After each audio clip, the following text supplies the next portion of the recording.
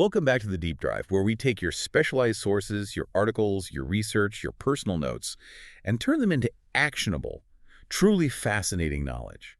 Today, we are not just summarizing. We are diving, head first, into the absolute foundational concepts of reality. It's a spot where the deepest physics meets, well, pure, raw thought. It is. And while the material is dense, trust me, we're going to find some profoundly relatable and, frankly, hilarious moments along the way. Indeed. And, you should prepare to have your understanding of cause and effect pretty profoundly altered. Oh, for sure. This isn't a theoretical physics class rooted in visible phenomena.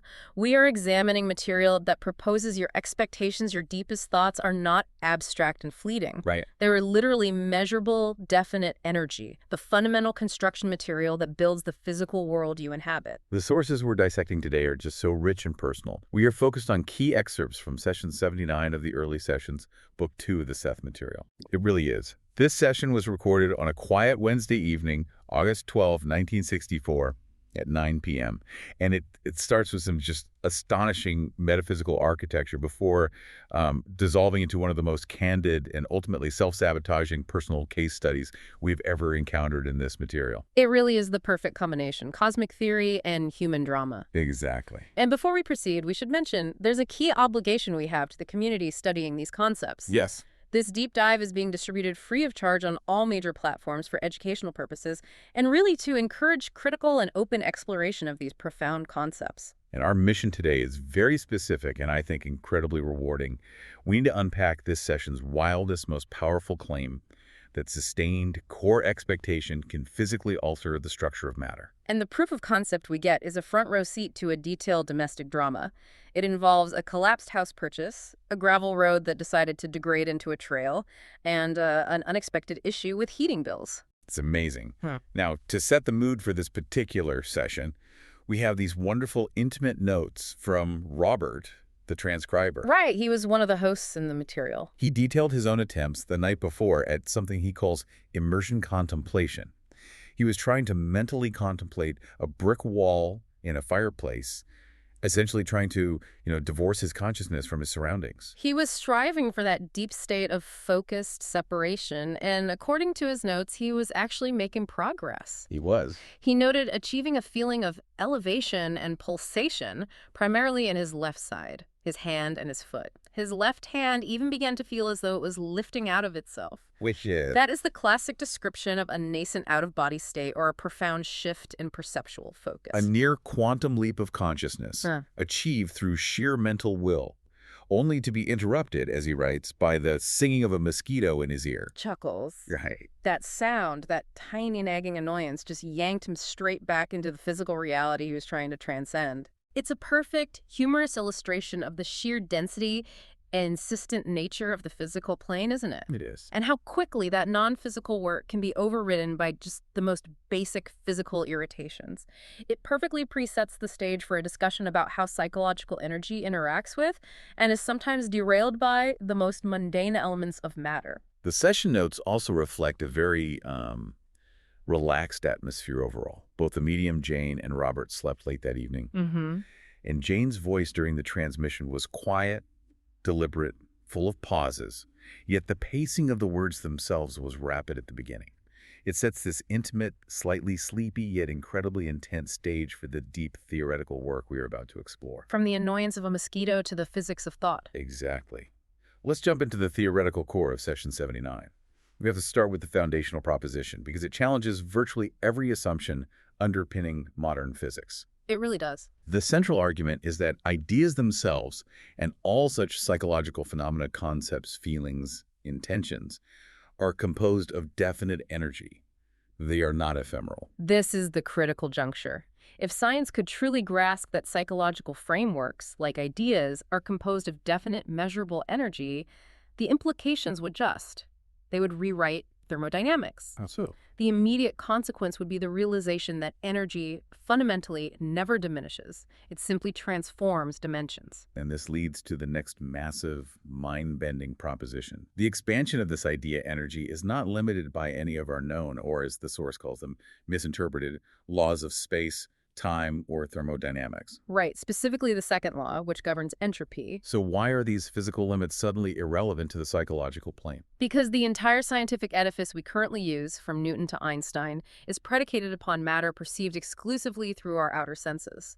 The laws derived from those observations simply cannot apply to dimensions and energy fields unperceived by those senses. So ideas, thoughts, intentions, they exist where those rules just don't apply. Exactly. They're in a dimension where physical space and time limits are inapplicable.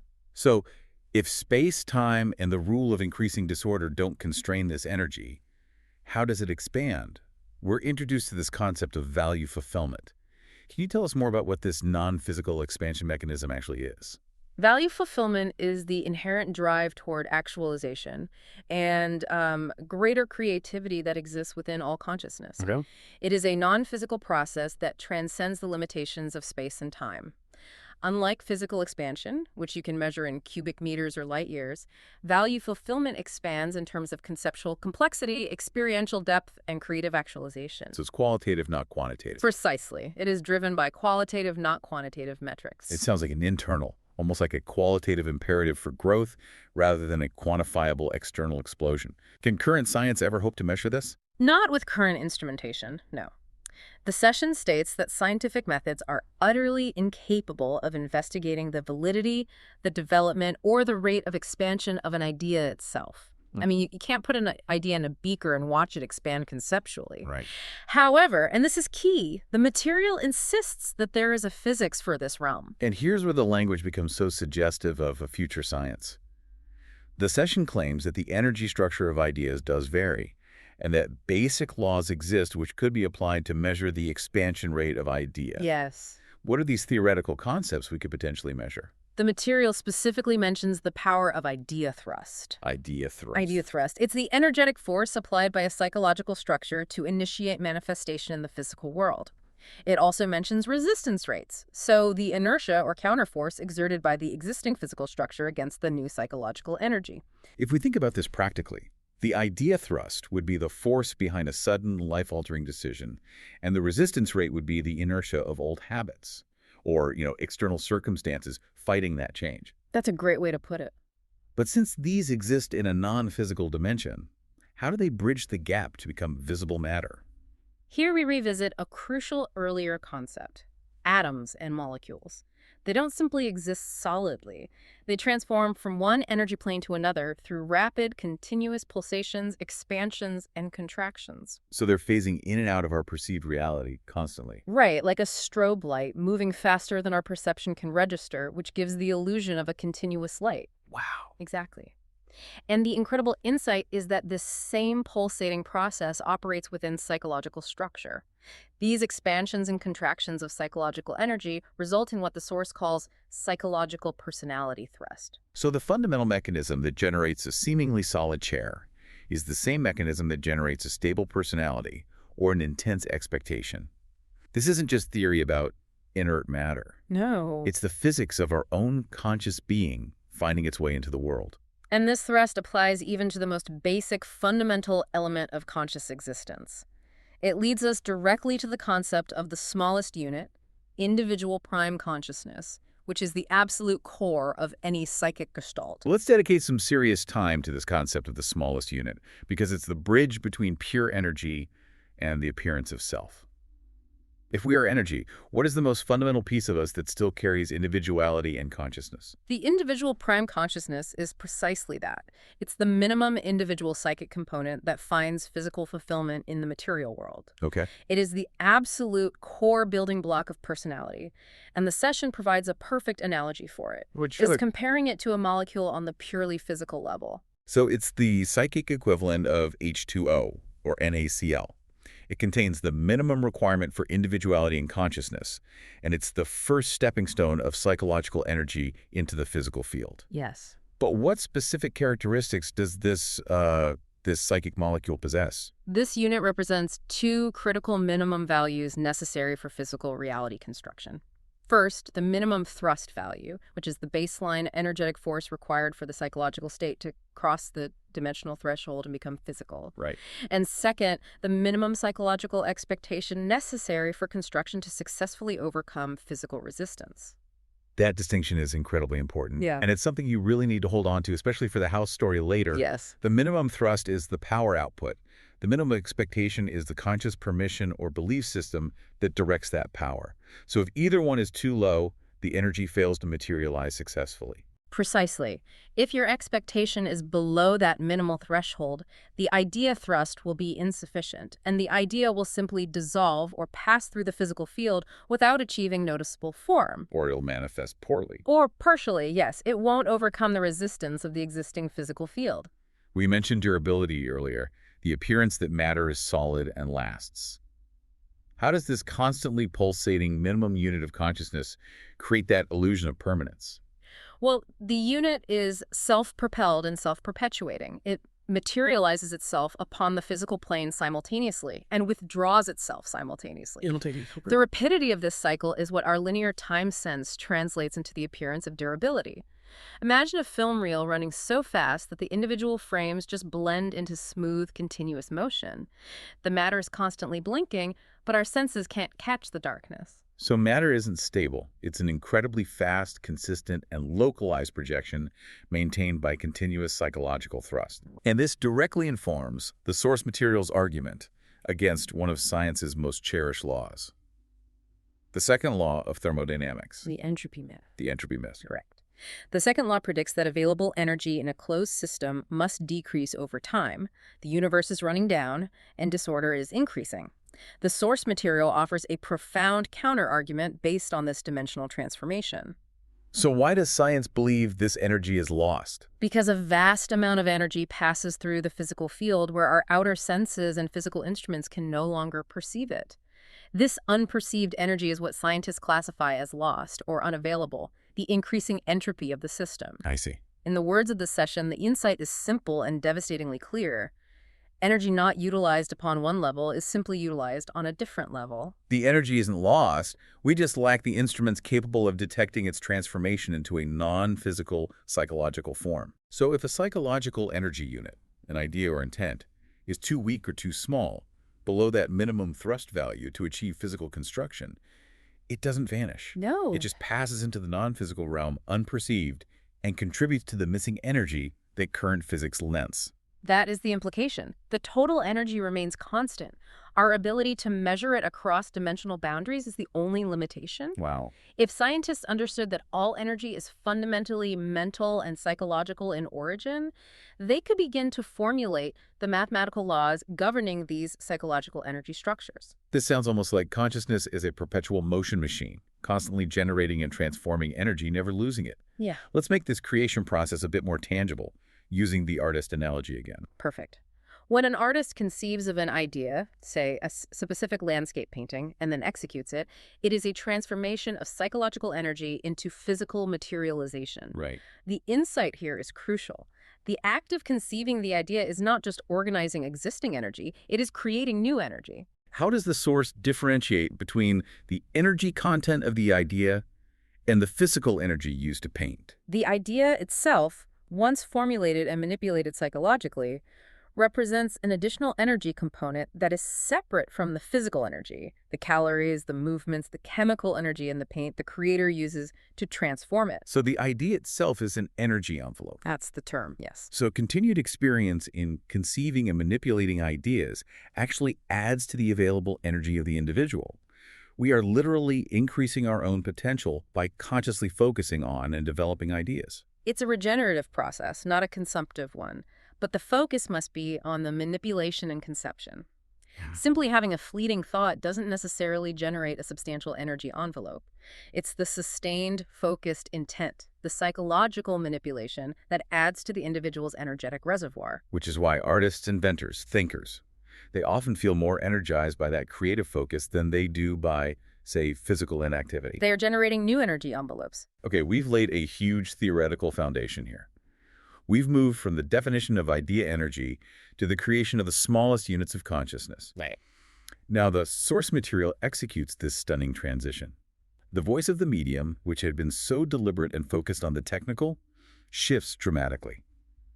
The session notes indicate the voice became amused, displaying many humorous inflections. It's a great shift. We are shifting from abstract theory to the messy, hilarious, and immediate application in human personality. And this transition serves as a perfect demonstration. If ideas are energy, let's watch how a deeply ingrained psychological framework, in this case profound insecurity, actually constructs a physical domain in the world. And the target of this analysis is the new director of Rupert's, Jane's, operation. The session begins by noting the director's sudden, baffling shift to bubbling good spirits and bewildering exuberance.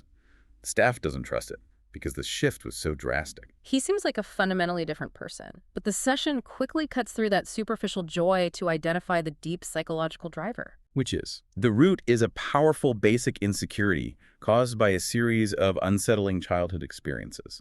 A broken home, being constantly thrown into alien cultures during youth, and enduring conflicts over sexual requirements in different international settings. So he lacked any fixed sense of belonging. To a family, a culture, a nation, anything. That's a truly complex foundation for self-doubt.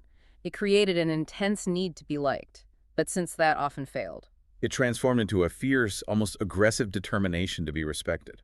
And this determination dictated his entire public persona, his many affectations, as the source calls them. They're just tools for building up an image that he believes must be superior enough to be respected. He is constantly overcompensating for that lack of a fixed identity. And this explains why, while he possesses genuine touches of brilliance, he feels compelled to exaggerate them. Because of constant nagging doubts about his own merit, he is constructing a persona of superiority to battle an internal landscape of inferiority. And we can connect this directly back to part 1. Expectation and manifestation.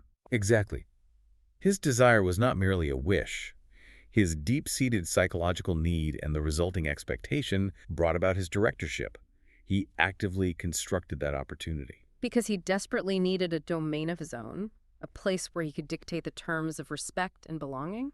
In his youth, lacking a sense of family or community affiliation, he initially tried to compensate by finding these large, anonymous structures, organizational and governmental positions. The session uses a fantastic metaphor for this strategy.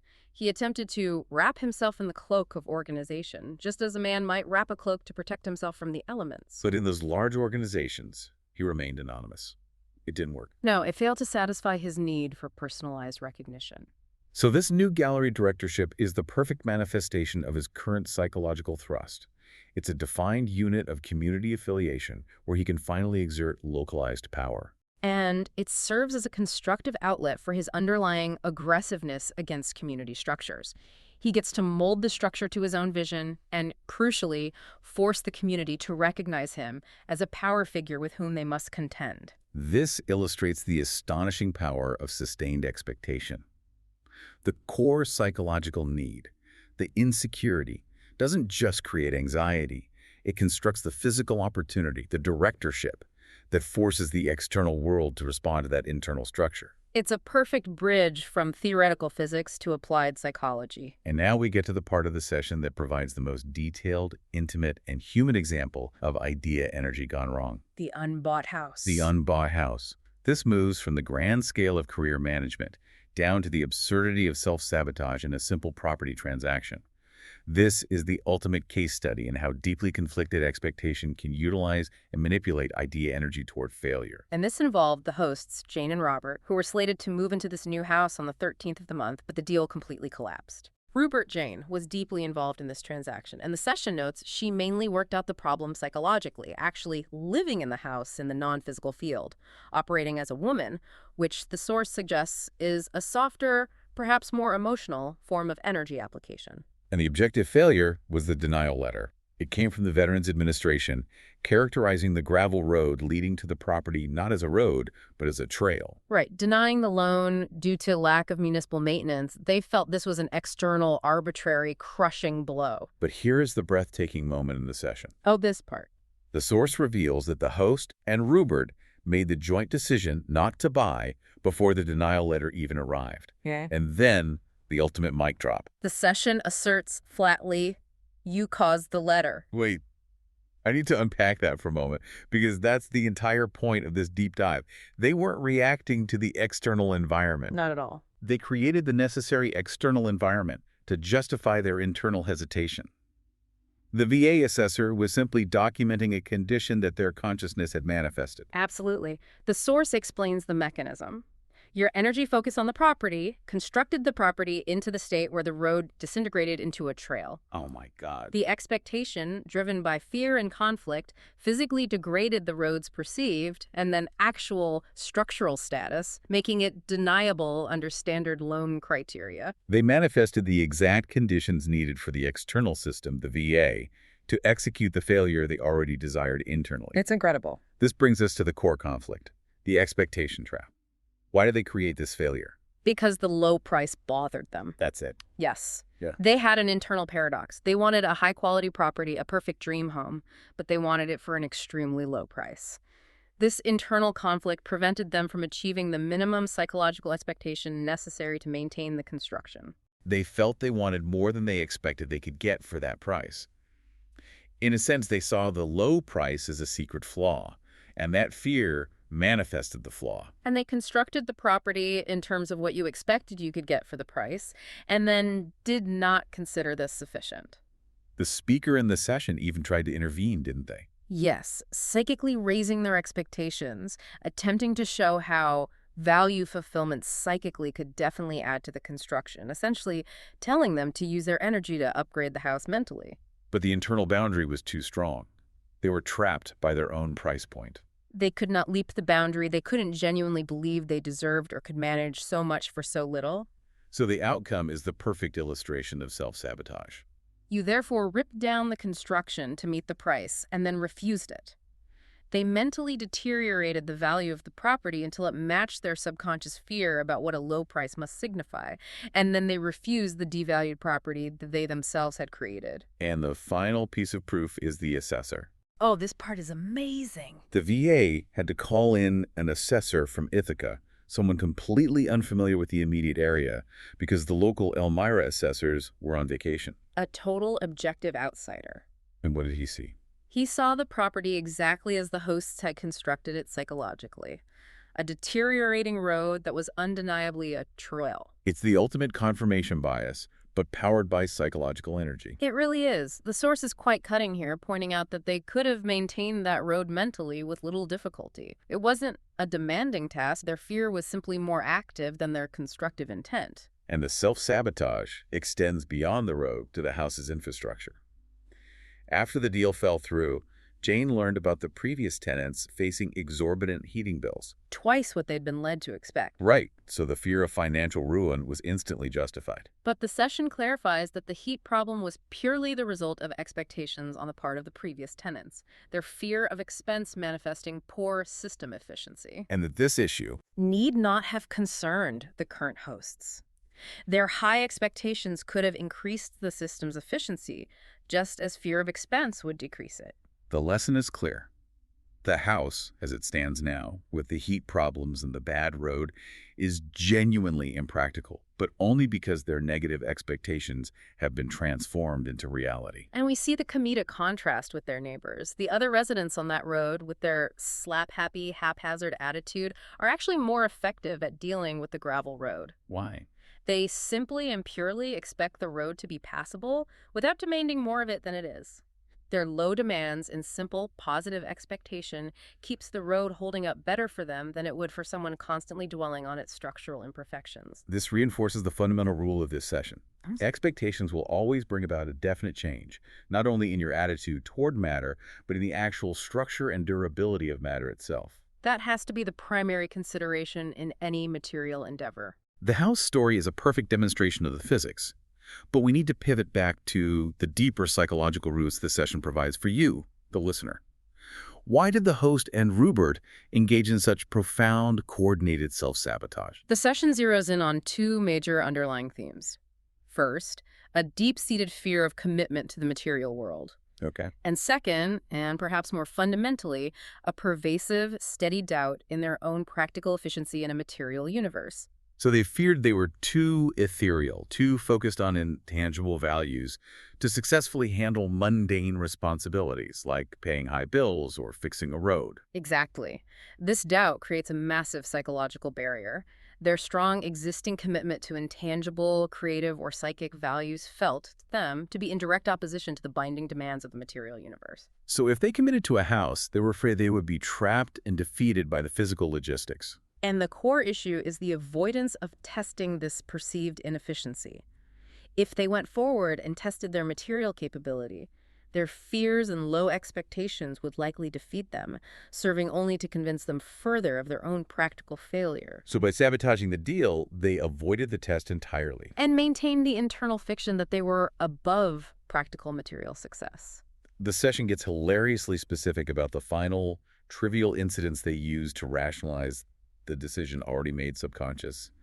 Robert's decision finalized when he heard the traffic noise. And Rupert's, Jane's, decision solidified when local children stole her precious berries. The precious berries. These are the flimsy justifications we all use to rationalize monumental decisions. The traffic noise and the stolen berries were given immense symbolic weight because the underlying discomfort, the fear of the low price masking a deeper flaw, and the aversion to commitment was already in place. They were actively seeking external proof to match their internal construction of failure. The session even had a playful line about the berry theft, joking that if looks could kill, the children would have died on the spot. Chuckles. It reinforces how these small, irritating skirmishes with the local community were seized upon as rationalizations for avoiding being tied down to that community structure. And the deeper analysis confirms this. Their aversion to buying property reflected a fundamental aversion to being tied down to a united, restrictive community, which they feared would limit their intangible values and creative freedom. And this emotional climate, this expectation of restriction and failure, manifested as financial and structural problems. So if we pull all this back into a coherent takeaway for you, the ultimate rule is that the emotional climate and the core expectation must change first. It has to. If that doubt and fear of restriction is not addressed, the material results, whether it's a house, a relationship, a new job opportunity, will remain self-sabotaged. It's not just about having a better attitude toward matter. Right. You need to understand the sustained, constructive expectation changes matter itself. And the encouragement from the source material remains potent. The hosts are showing improvement, but they must move beyond simply understanding the concept. They need to consciously test their efficiency and fundamentally change their core attitude toward material capability. So until that psychological expansion occurs, Until the minimum expectation rises, they will continue to rip down constructions that appear too good to be true simply because their internal frame doesn't support that reality. which means the effort is internal first. If you are struggling with a persistent material problem, a car that keeps breaking down, a deal that keeps collapsing, the first place to look is your own expectation of failure regarding that specific situation.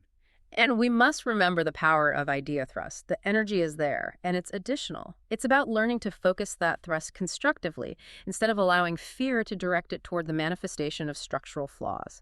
That internal clarity is the key. The key to maintaining the road, heating the house, and succeeding in the world. That was an incredible journey, from the theoretical physics of idea thrust to the absurd reality of a self-denied house purchase involving a road that spontaneously turned into a trail. Chuckles. It really is. It is the ultimate lesson in radical personal accountability. Remember that what you focus your core expectation on, you actively construct, even if it's the exact problem you were hoping to avoid, like being stuck with an impossible repair bill. And as a final, delightful nugget of practical advice from the session, delivered as the host prepared for their own vacation, a simple command. Expect to have an excellent vacation. I love that. And on a more subtle note, a reminder of the far-reaching nature of idea energy. Give a thought now and then to your cat. It will keep him healthier. Wow. Your psychological energy reaches across distance, time, and species. I love that blend of the cosmic and the utterly mundane. So here's the provocative thought for you to carry forward and chew on this week. If our low expectations and our fears of inefficiency can physically degrade a gravel road, making it objectively unfit for a loan, what tremendous world-changing potential in our careers, our relationships, and our overall creative output are we constantly suppressing by consistently expecting only the minimum, or by subconsciously looking for the flaw in ourselves or our environment? The energy envelopes we are constantly creating and manipulating are never neutral. They are the active sculptors of the reality we inhabit. Changing your reality is not about luck or waiting for external circumstances to shift. It starts with changing the fundamental thrust and structure of your psychological expectations right now. We deeply encourage you to study the source material further. The Early Sessions, Book 2, is truly foundational material for understanding the relationship between consciousness and physical manifestation. And credit for this profound material goes to the Seth Material and the publisher New Awareness Network. You can visit their website and bookstore to explore these books further and support their ongoing work at sethcenter.com or for the Early Sessions. Wishing you, our listener, bon voyage, just as the hosts of Session 79 were encouraged, and good evening.